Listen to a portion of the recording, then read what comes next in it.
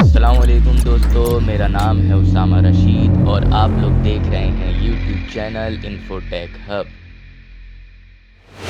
ایک بار سوچئے، دنیا بھر میں ہر سال 25 دسمبر کو کرسمس منایا جاتا ہے، جہاں لوگ اسے حضرت عیسیٰ علیہ السلام یعنی جیزس کی ولادت کا دن سمجھتے ہیں۔ This honor to finally wish America and the world a very merry Christmas. ہر طرف لائٹس، ڈیکوریشن اور خوشی کا ماحول ہوتا ہے، لیکن کیا کبھی آپ نے سوچا ہے کہ کیا یہ واقعی دن حضرت عیسیٰ علیہ السلام کی اصلی پیدائش کا ہے؟ آج ہم اسی سوال کا جواب ڈھونڈیں گے، لیکن صرف ظاہر کے طور پر نہیں، بلکہ ہم قرآن، حدیث اور تاریخ کے ثبوتوں کے ذریعے اصل حقیقتوں کو سمجھنے کی کوشش کریں گے۔ حضرت عیسیٰ علیہ السلام کی پیدائش آج سے تقریباً 2024 سال پہلے ہوئی۔ قرآن کے مطابق انہیں بنی اسرائیل کی ہدایت کے لیے پیغمبری دی گئی تھی۔ ان کا مقصد اللہ کی عبادت کی طرف بلانا اور یہودیوں کی گمراہی کو دور کرنا تھا۔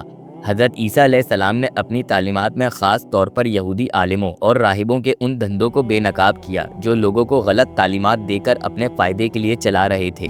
یہ عالم لوگ اپنے منافقت بھرے اقوال اور عمل کے ذریعے دین کو ایک تجارتی سودا بنا چکے تھے۔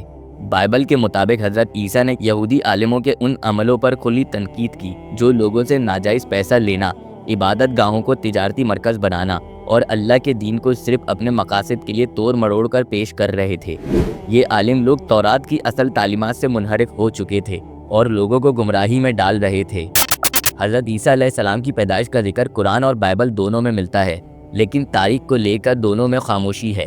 قرآن کی سورہ مریم میں جب حضرت مریم علیہ السلام نے حضرت عیسیٰ کو جنم دیا تو ذکر ملتا ہے کہ انہیں کھجوروں کے درخت کے نیچے آرام کرنے اور تازہ کھجوریں کھانے کو کہا۔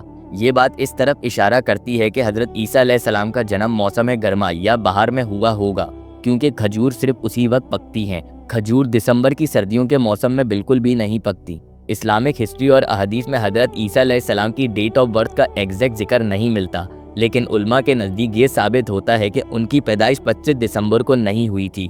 یہ ایک ایسی ڈیٹ ہے جو کرسچن روم کے پیگن ریچولز سے جڑی ہوئی تھی۔ اس وقت کے لوگوں نے اپنے کلچرل فیسٹیولز کو کرسچن بلیف کے ساتھ ملا دیا تھا۔ حضرت عیسیٰ علیہ السلام کے اٹھانے کے بعد ان کی اصلی پیغام میں تحریف ہو گئی تھی۔ یہ تحریف ان کے حواریوں کے بعد کے دور میں رومن امپائر کے دور میں ہوئی۔ 34 سنہ عیسوی میں رومن امپائر کانسٹنٹائن نے کرسچینٹی کو اپنا لیا، لیکن اس نے رومن پیگن ٹریڈیشنز کو کرسچینٹی کے ساتھ ملا دیا تھا۔ انہی ٹریڈیشن میں سے ایک 25 دسمبر کا دن تھا، جو پہلے سول انویکٹس یعنی انکانکرڈ سن کے فیسٹیول کے طور پر منایا جاتا تھا۔ جب یہ دن حضرت عیسیٰ کی برتھ ڈے کے طور پر منایا جانے لگا تو اصل حقیقت دھندلی ہو گئی۔ کرسمس کو حضرت عیسیٰ علیہ السلام کی ولادت کے ساتھ آفیشلی لنک کرنے کا کریڈٹ 4th سینچری کے Roman Christian scholar Sextus Julius Africanus کو دیا جاتا ہے۔ اس نے پہلی بار یہ نظریہ دیا کہ حضرت عیسیٰ علیہ السلام 25 دسمبر کو پیدا ہوئے۔ یہ نظریہ بنا کسی تاریخی حوالے یا دینی ثبوت کے دیا گیا تھا۔ اس کے بعد پوپ جولیس I نے 350 عیسوی میں آفیشلی 25 دسمبر کو جیزس کرائسٹ کی برتھ ڈے ڈکلیئر کر دی تھی۔ روم کے بعد جب رومن امپائر کے ذریعے کرسچینٹی پورے دنیا میں پھیلی تو یہ کانسیپٹ بھی ساتھ ہی گیا۔ یورپ اور مڈل ایسٹ کے علاقوں میں لوکل کلچرز نے اس فیسٹیول کو اپنایا اور اپنے رنگ میں ڈھال لیا۔ کہیں پر یہ ایک ریلیجیس دن بنایا گیا اور کہیں پر یہ ایک کلچرل اور سوشل سیلیبریشن بن گیا، لیکن اصل پیغام اور تاریخ کو نظر انداز کر دیا گیا۔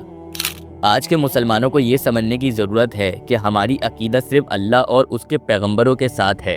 کرسمس منانے کا رجحان نہ صرف غلط ہے، بلکہ یہ ایک ان بلیف کا حصہ بنانے کے برابر ہے جو اسلام کے متعلق نہیں۔ اگر آپ لوگوں کو ہماری یہ ویڈیو پسند آئی ہو تو لازمی ہمارے چینل کو سبسکرائب کر دیں۔ ابھی کے لیے ہمیں دیں اجازت، اپنا بہت سارا خیال رکھیے گا۔ اللہ حافظ۔